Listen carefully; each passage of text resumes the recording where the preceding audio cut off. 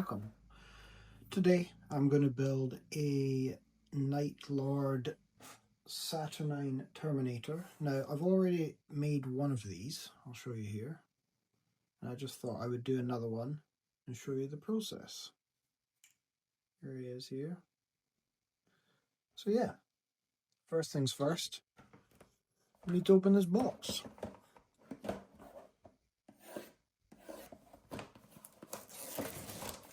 I've always been quite a big fan. As soon as I seen that these were out, I thought they were a very cool unit. As far as the normal Terminators go, they are obviously cool as well, but these guys, just something about them. Now, I do have some 3D printed parts I'm going to use as well, but I'll show you as we go along. Now, having this open, this is a lot more detailed than I thought. There are a lot of pieces to these guys. Building alone is going to take a few minutes. But, yeah, quite impressed. Obviously comes with the bases and a Horus Heresy transfer sheet. Not sure I would use any of these. Maybe a couple of the writings, actually. They're quite cool. But yeah, I guess we will build up as much as we'll probably do the legs in one part and then do the torso, leave them apart, and then we can figure out what is what.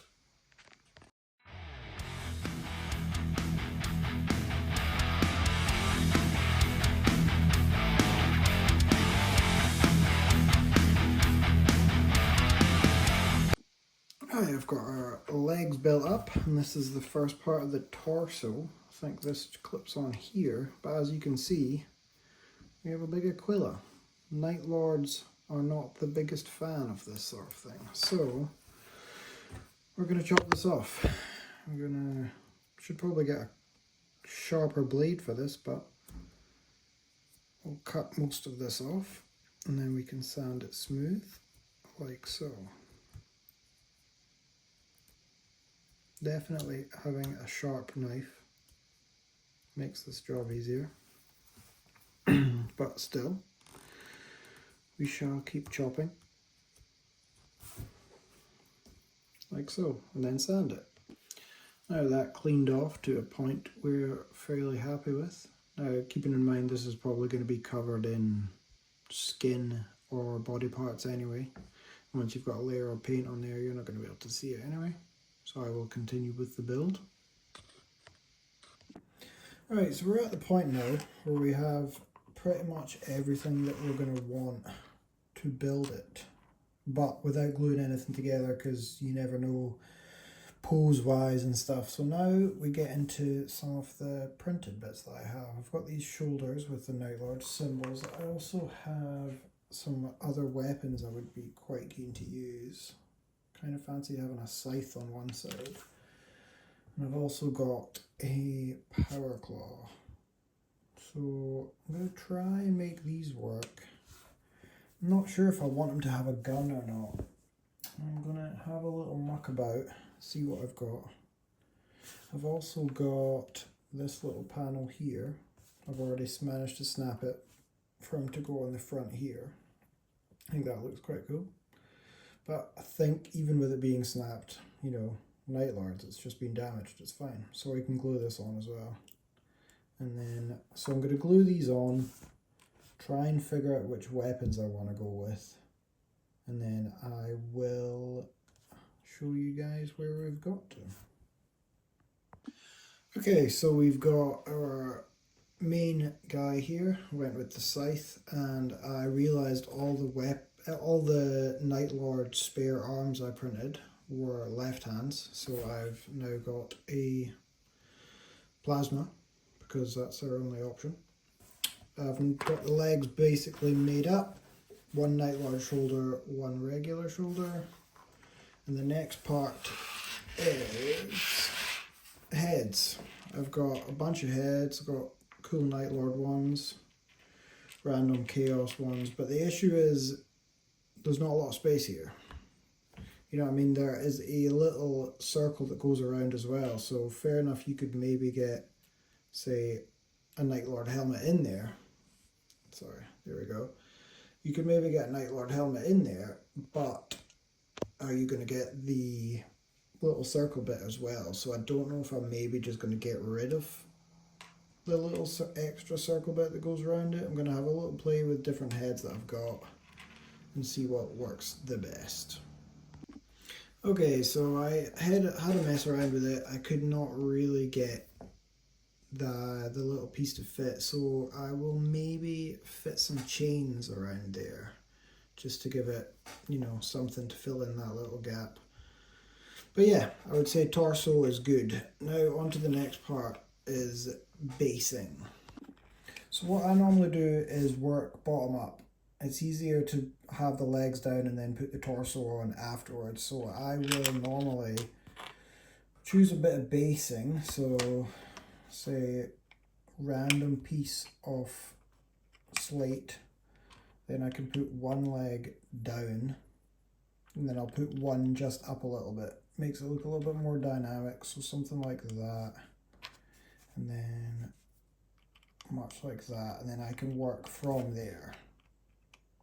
So I'll have like a little dry test fit, glue one leg in, double check it, glue the next bit in, double check it, and then I'll just have it so I've got two legs and they will match up with the torso and I can make sure that that is okay.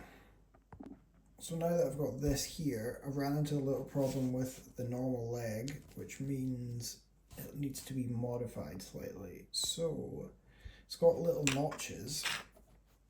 So I had to shave off this and a bit here, so now this can have much more articulation. So in theory it should be able to be up on the rock, like so. We'll try it though. So now that I've got this leg bent back as far as we can go, we should be able, in theory, we should be able to dry fit that just to test that that is right there.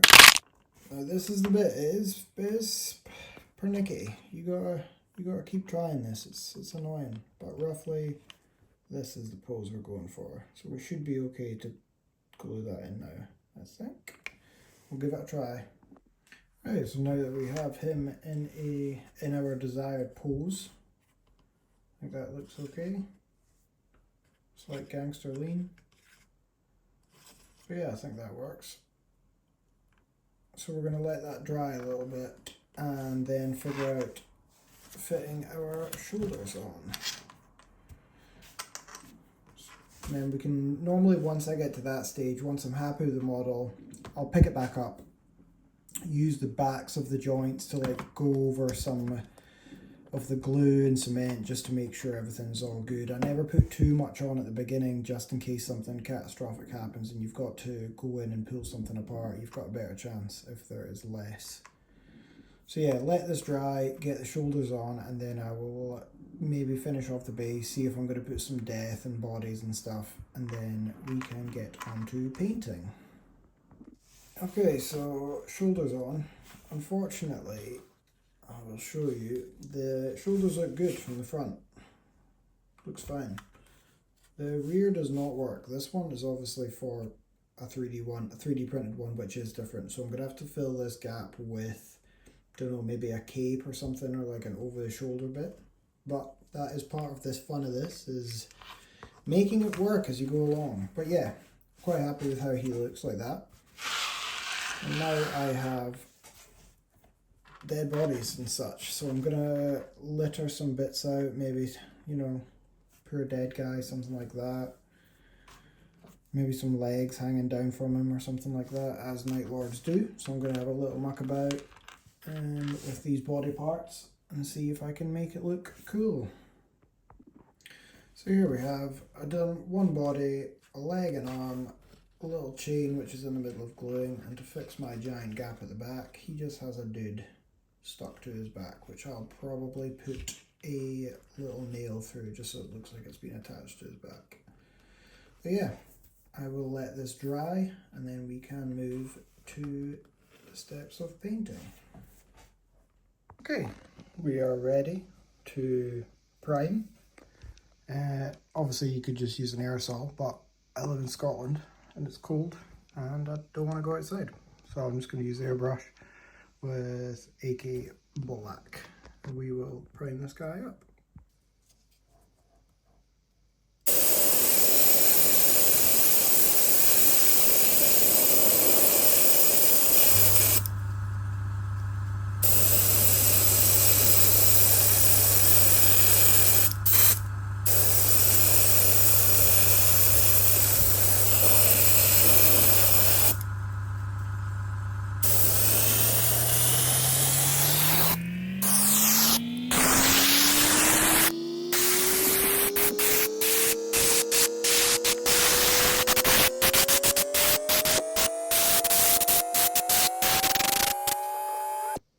Okay, so that's him all primed up.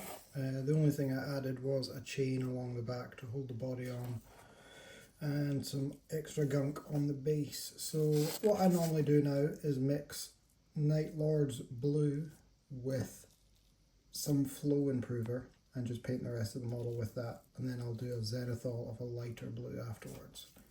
So I will mix up the Nightlord's blue. Okay, we've mixed up our Nightlord's blue. Now I'm just mixing this with water. It's always good to have a bit of paper or something just to make sure your consistency is fine. So that should be fine. So I'll now do a zenithal, or kind of a heavy zenithal with the Nightlord's blue.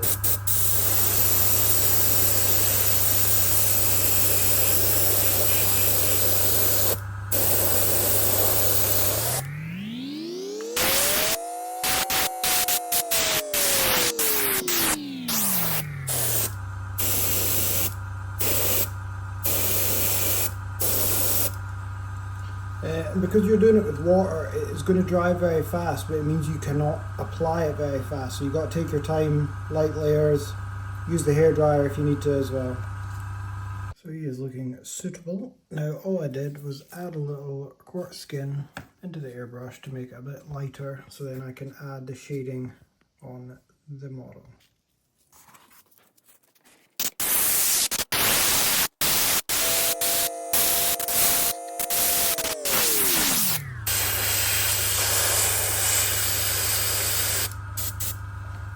So you can see there, we're basically just adding this to topmost parts along the front of the shins just to give it a bit more depth. So that's what we're doing just now. So that is him zenithaled up, or at least brightened up where I need it to be. Now you will make this darker later with washes, but now we can finally paint with a brush. So first things first is trim.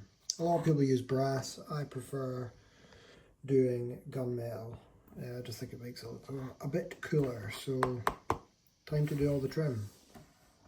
Okay, that is my metallics done. Everything is silver that I want to be silver. Kind of feels like it's missing something in the middle a bit, but I think once the symbol and stuff's in there, it'll be fine. So now he is a bit bright, so I mix up dark blue tone and Drakenhof nightshade and just cover basically the entire model. And it just makes all your silvers a bit of a dark blue. So I will do that now. There we go. So that is almost dry. You can see the shading it's gone. It's puddled a little bit in some areas, which unfortunately it just kind of does. They don't really like flat spots, but you know, areas like that, it puddled well. So I mean, most of the time you're adding grime, chaos models, you're adding a lot of rubbish that's going to hide a lot of that stuff anyway, so happy with that. Next point is I'll highlight the silver again, just the edges with the same silver. And then I'll go in and start blocking some colours on the helmet, because I'll have that as like a skull, and then the body parts as well. And I'll do some of the inner joints with black speed paint just to blacken them out a wee bit. And that's it. We'll go on to the next step. Okay, that is my lighter colours blocked in, and I put a little bit of ink in the plasma. So that's the next step. Now I will just highlight the body parts and the helmet, just so they look a bit more real, and a bit, maybe a wash to them as well. Okay, so we've done some very basic highlights on the bodies and body parts. Put a little bit of, what did I use? Aethermatic blue and a little bit of white in the middle, and went over his skull helmet. That's basically all I've done here. My next stage, I'd be tempted to do the reds, but I think I'm going to show you what I do for lightning. Just since I've got plenty of space, I'll go and have a shot of that just now. So my first stage, so I have done in the past 3-4 different levels of blue for the lightning. On this guy, since I'm not taking too long doing them, I'm going to do 2. So I'm just going to do a light blue and then I'll do a white on top. So I will grab them.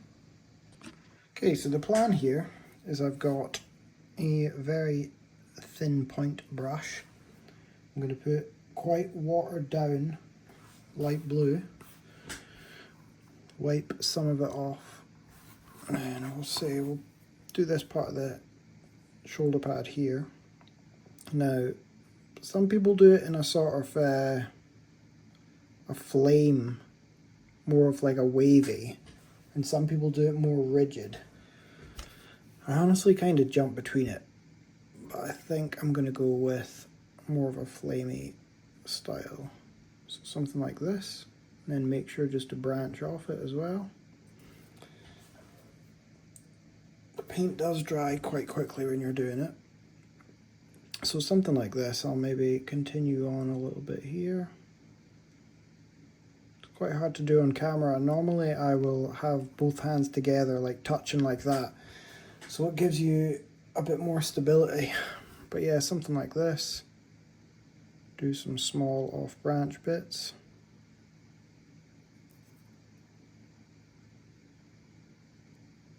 Like so.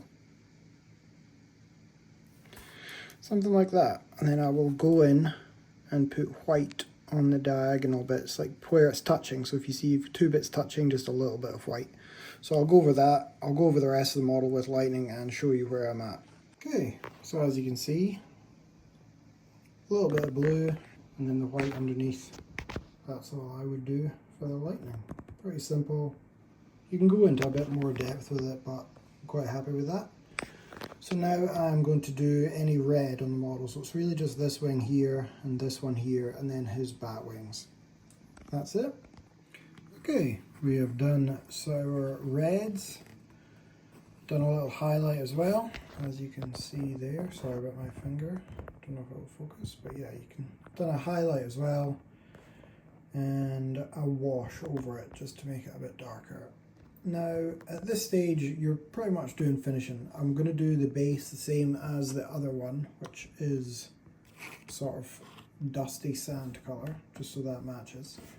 So apart from that, and then it's really just adding a lot of blood, grime and chips, which is, you've probably seen it done a million times before, just sponge, chip damage, and that's really it. Oh, I'll need to do the little glowing power bits, only on one.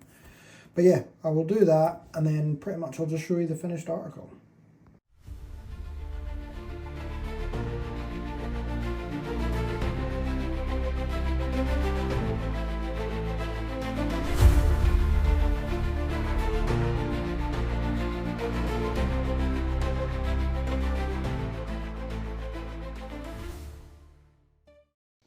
So there you have it, all finished up. Pretty happy with it overall. That was a quick Saturnine Dreadnought in Nightlord theme. Hope you enjoyed. Cheers.